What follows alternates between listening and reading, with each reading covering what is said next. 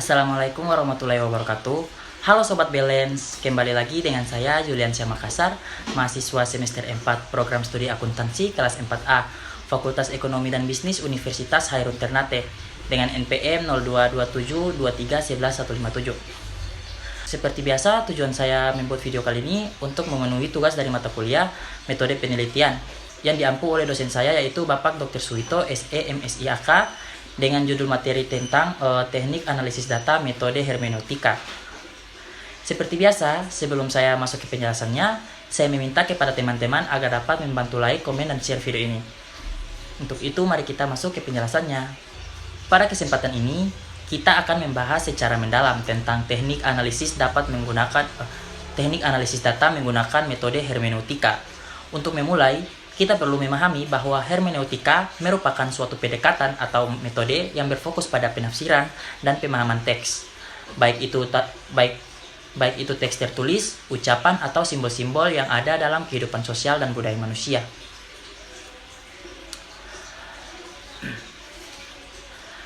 Metode ini tidak hanya digunakan untuk menganalisis teks sastra atau filsafat, tetapi juga bisa diterapkan pada berbagai disiplin ilmu lainnya seperti ilmu sosial, antropologi, komunikasi, dan pendidikan. 1. Pengertian hermeneutika. Secara etimologis, hermeneutika berasal dari kata Yunani, yaitu hermeneuin, yang berarti menafsirkan atau menjelaskan. Awalnya hermeneutika digunakan untuk menjelaskan teks-teks kitab suci, tetapi lambat laun metode ini berkembang dan digunakan dalam berbagai bidang studi untuk memahami dan menginterpretasi makna yang terkandung dalam berbagai teks, baik tertulis maupun lisan.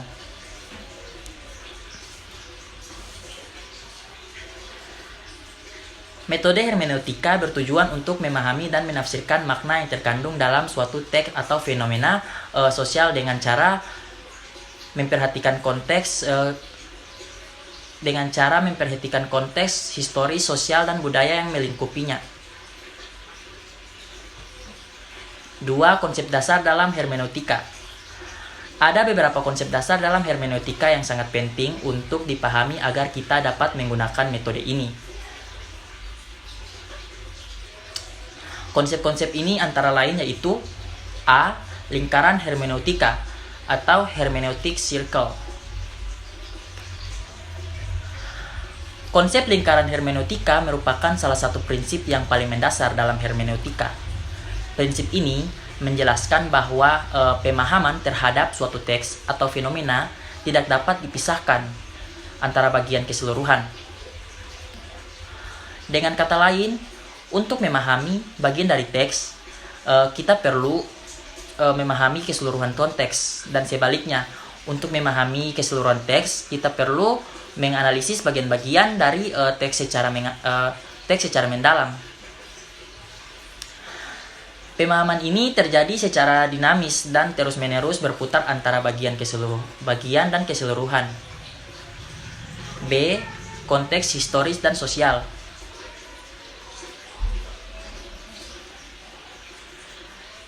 Hermeneutika sangat menekankan pentingnya konteks historis dan sosial dalam memahami teks. Pemahaman terhadap teks yang dihasilkan pada waktu tertentu tidak bisa terlepas dari kondisi sosial, politik, dan budaya saat teks tersebut diciptakan. Oleh karena itu, peneliti yang menggunakan hermeneutika harus selalu mempertimbangkan latar belakang dan konteks sejarah teks tersebut. C. Subjektivitas penafsir. Untuk dipahami bahwa dalam hermeneutika, penafsiran tidak dapat terlepas dari subjektif penafsir. Setiap individu membawa latar belakang pengalaman, nilai, dan pandangan dunia yang berbeda, yang mempengaruhi cara mereka memahami teks. Oleh karena itu, pemahaman yang diberikan oleh penafsir tidak pernah sepenuhnya objektif, melainkan dipengaruhi oleh pengalaman dan perspektif pribadi mereka.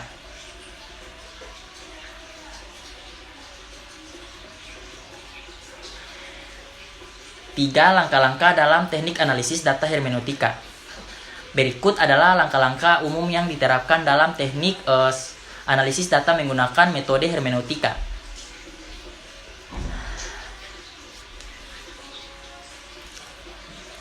Langkah yang pertama yaitu A. Pengumpulan data. Langkah pertama dalam proses analisis hermeneutika adalah pengumpulan data yang akan dianalisis. Data ini bisa berupa teks tertulis, wawancara, percakapan lisan, atau dokumen lainnya yang mengandung informasi yang relevan. Data yang dikumpulkan harus bersifat kaya informasi, mencerminkan konteks sosial dan budaya yang ingin dipahami. Yang kedua, membaca atau mendengarkan secara mendalam. Setelah data terkumpul, langkah selanjutnya adalah melakukan pembacaan atau pendengaran yang mendalam terhadap teks tersebut. Pada tahap ini, peneliti mencoba untuk menangkap makna yang terkandung dalam teks tanpa melakukan penafsiran yang berlebihan terlebih dahulu. Tujuannya adalah untuk membuka wawasan awal tentang apa yang ingin disampaikan oleh teks tersebut.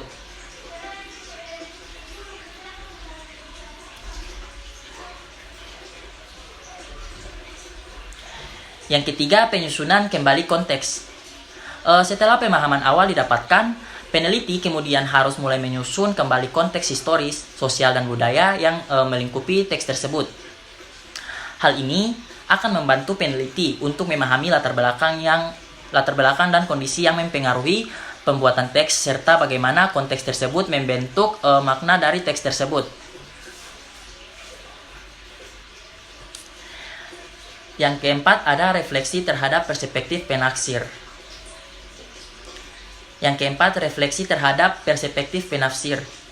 Pada langkah ini, peneliti harus mengakui dan merefleksikan pandangan pribadi mereka yang mungkin mempengaruhi interpretasi mereka terhadap teks.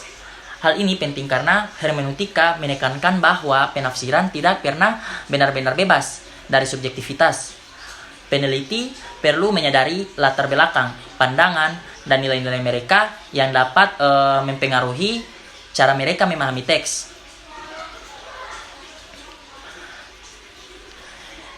Yang kelima, ada dialog dengan teks pada tahap ini. Dialog dengan teks. Pada tahap ini, peneliti melakukan dialog dengan teks yang berarti bahwa peneliti harus terus-menerus kembali ke teks untuk mencari pemahaman yang lebih dalam dan lebih luas. Dialog ini berfokus pada pertanyaan-pertanyaan yang muncul seiring berjalannya waktu, dengan harapan menemukan makna yang lebih kaya dan lebih kompleks. Ini merupakan bagian dari proses lingkaran hermeneutika, di mana penafsir terus-menerus bergerak antara keseluruhan teks dan bagian-bagiannya. Yang keenam, ada penarikan kesimpulan. Setelah melakukan dialog mendalam dengan teks dan memperhatikan konteks serta perspektif yang berbeda, peneliti akhirnya dapat menarik kesimpulan atau memahami makna dari teks tersebut. Hasil dari analisis ini seharusnya tidak hanya berupa deskripsi, tetapi juga pemahaman yang lebih mendalam tentang apa yang dimaksud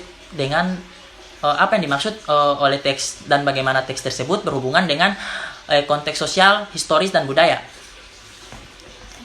Yang keempat, aplikasi hermeneutika. Dalam penelitian kualitatif, Hermeneutika digunakan secara luas dalam berbagai jenis penelitian kualitatif, khususnya yang berhubungan dengan analisis teks atau narasi. Beberapa contoh aplikasi hermeneutika antara lain yaitu yang pertama ada penelitian sosial dan antropologi. Dalam penelitian sosial, hermeneutika digunakan untuk memahami makna di balik praktik budaya, cerita rakyat atau simbol-simbol yang ada dalam masyarakat. Peneliti dapat menganalisis wawancara atau observasi dengan menggunakan pendekatan ini untuk menggali pemahaman yang lebih dalam tentang suatu budaya atau fenomena sosial. Yang kedua ada studi sastra dan filsafat. Hermeneutika juga sangat umum digunakan dalam studi sastra dan filsafat untuk menafsirkan makna karya-karya sastra atau teks-teks filosofis.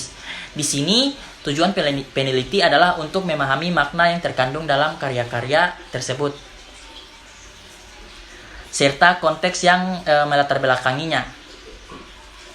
Yang ketiga, ada penelitian komunikasi. Dalam komunikasi, hermeneutika digunakan untuk memahami bagaimana pesan atau simbol disampaikan dan diterima oleh individu atau kelompok. Hal ini berguna dalam analisis media, pesan politik, dan komunikasi antar budaya. Ada pun juga studi pendidikan.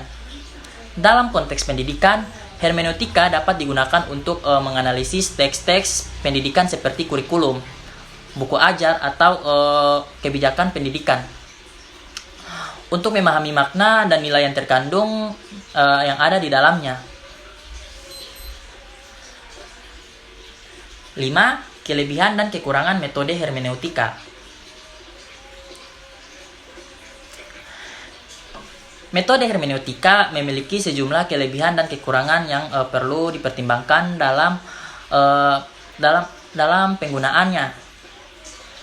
Yang pertama yaitu kelebihan. Adapun kelebihannya yaitu tentang pemahaman mendalam. Hermeneutika memungkinkan peneliti untuk memperoleh pemahaman yang lebih dalam dan kompleks tentang teks atau fenomena sosial yang diteliti. Ada juga fleksibilitas. Metode ini dapat diterapkan pada berbagai jenis data kualitatif, baik itu mau tertulis, teks tertulis atau wawancara ataupun juga observasi. Adapun yang kedua kontekstual. Hermeneutika memberikan penekanan pada pentingnya konteks historis dan sosial yang memungkinkan peneliti untuk mengerti makna dalam konteks yang tepat. Adapun juga kekurangannya, yaitu yang pertama subjektivitas. Salah satu kelemahan utama hermeneutika adalah adanya subjektivitas penafsir yang dapat mempengaruhi hasil analisis. Yang kedua ada pun juga kesulitan dalam replikasi. Karena bergantung pada interpretasi yang mendalam, hasil analisis hermeneutika sulit untuk direplikasi atau divalidasi oleh peneliti lain. Ya, kita akan masuk ke kesimpulannya, yaitu secara keseluruhan, metode hermeneutika adalah pendekatan yang sangat berguna dalam analisis data kualitatif, terutama ketika kita ingin memahami makna yang terkandung dalam teks atau fenomena sosial secara lebih mendalam. Dengan mengikuti langkah-langkah yang sistematis, hermeneutika memungkinkan peneliti untuk menggali makna yang lebih kaya dan kontekstual. Meskipun demikian, peneliti perlu memperhatikan potensi subjektivitas dan kesulitan dalam replikasi yang merupakan tantangan utama dalam menggunakan metode ini. Ya baik, mungkin itu saja yang dapat saya sampaikan. Semoga dari penjelasan yang sudah saya paparkan dapat dipahami oleh teman-teman. Untuk kurang dan lebihnya saya mohon maaf. Akhir kata saya ucapkan wabillahi taufiq walhidayah. Wassalamualaikum warahmatullahi wabarakatuh dan bye-bye.